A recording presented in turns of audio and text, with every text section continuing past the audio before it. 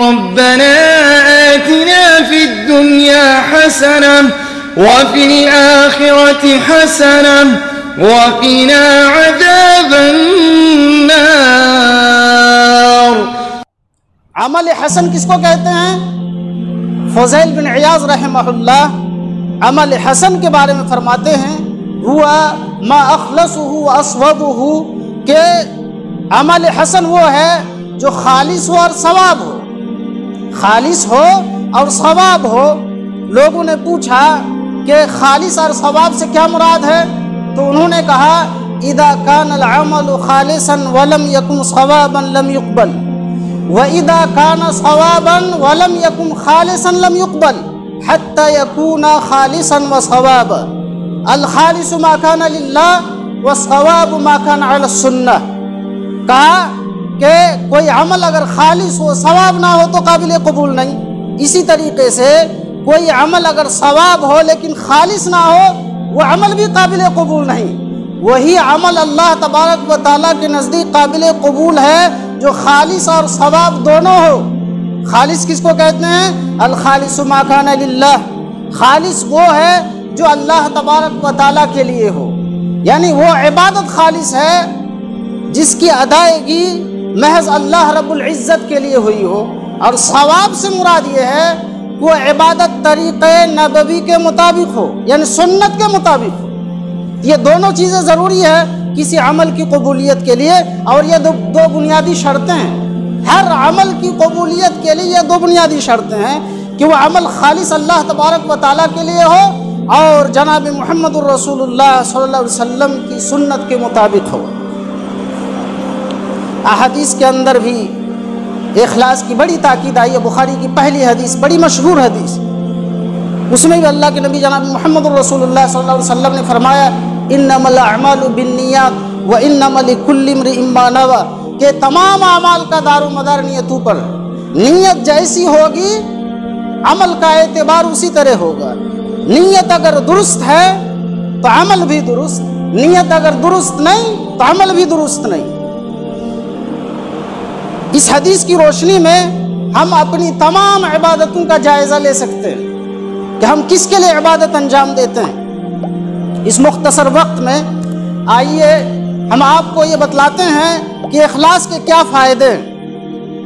اخلاص کا سب سے پہلا فائدہ اور سب سے پہلا ثمرہ یہ ہے کہ جس عبادت کے اندر اخلاص پایا جائے گا وہ عبادت اللہ تبارک و تعالیٰ کے یہاں قابل قبول ہے، اور جس عبادت کے اندر اخلاص موجود نہ ہو وہ اللہ تبارک و تعالیٰ کے یہاں ریجیکٹڈ ہے، مردود ہے، اس کا کوئی اعتبار نہیں۔ نسائی شریف کتاب الجہاد راوی حضرت ابو امامہ الباہلی رضی اللہ تعالی عنہ وہ کہتے ہیں جاء رجل الى النبی صلی اللہ علیہ وسلم فقال ارأیت، ایک شخص اللہ کے نبی صلی اللہ علیہ وسلم کے پاس آیا اور کہنے لگا کہ اللہ کے رسول صلی اللہ علیہ وسلم آپ کا ایسے شخص کے بارے میں کیا خیال ہے غزا یلتمس الاجر والذکر، ایسا شخص جو میدان جنگ میں اس لیے شریک ہوتا ہے تاکہ وہ اللہ تبارک و تعالیٰ سے اجر و ثواب حاصل کرے، لیکن اس کے ساتھ ساتھ اس کے دل کے اندر یہ بات بھی ہوتی ہے کہ لوگوں سے مدح و ثنا بھی حاصل کرے، لوگوں کی داد و تحسین بھی حاصل کرے، لوگوں کی واہ واہی بھی حاصل کرے، اور اس کی شہرت ہو یہ بڑا بہادر آدمی ہے، یہ بڑا جوامرد آدمی ہے، یہ دشمنوں کے چھکے چھڑا دیتا ہے، یہ نیت بھی اس کے اندر موجود ہو۔ دیکھیے پوری طرح سے اس کی نیت یہ نہیں ہے کہ محض شہرت حاصل ہو جائے، اس کی بہادری کے چرچے ہو جائیں، نہیں، سب سے پہلی نیت تو اس کی یہ ہوتی ہے کہ اجر و ثواب حاصل ہو، لیکن ساتھ ہی ساتھ اس نیت کے اندر تھوڑی سی ملاوٹ ہے۔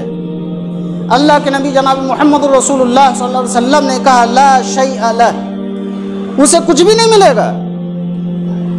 فأعادها 3 مرات، اس سائل نے اس سوال کو 3 مرتبہ دہرایا، 3 مرتبہ دہرایا، شاید کوئی جواب مل جائے اللہ کے نبی صلی اللہ علیہ وسلم سے۔ ایک آدمی میدان جنگ میں شریک ہوتا ہے اور دشمنوں کو قتل کرتا ہے، اپنی جان کی بازی لگاتا ہے، اور ساتھ میں اگر اس کی نیت کے اندر یہ بات ہوتی ہے کہ اس کو کچھ شہرت بھی حاصل ہو جائے تو اس کے لیے کچھ بھی نہیں، اجر و ثواب بالکل نہیں۔ سائل نے 3 مرتبہ یہ سوال دہرایا۔ اللہ کے نبی جناب محمد رسول اللہ صلی اللہ علیہ وسلم نے تینوں مرتبہ اس سے کہا لا شیء لہ، اسے کچھ بھی نہیں ملے گا۔ اس کے بعد اللہ کے نبی جناب محمد رسول اللہ صلی اللہ علیہ وسلم نے ارشاد فرمایا ان اللہ لا يقبل من العمل الا ما كان له خالصا وابتغي به وجهه، کہ اللہ تبارک و تعالی وہی عمل قبول کرتا ہے جو خالص اسی کے لیے انجام دیا گیا ہو۔ وہی عمل اللہ تبارک و تعالیٰ کے یہاں قابل قبول ہے جو خالص اسی کے لیے ہو۔ اور مزید تاکید کے طور پر اللہ کے نبی جناب محمد رسول اللہ صلی اللہ علیہ وسلم نے اسی حدیث کے اندر ارشاد فرمایا وَابْتُغِيَ بِهِ وَجْهُ، حالانکہ اخلاص کا معنی پہلے جملے سے ادا ہو گیا، لیکن مزید اس جملے کو لا کے تاکید کی اللہ کے نبی نے وَابْتُغِيَ وَجْهُ، اور اس سے صرف اور صرف اللہ کی رضا جوئی مقصود ہو، اللہ کی خوشنودی مقصود ہو، اللہ کو راضی کرنا مقصود ہو۔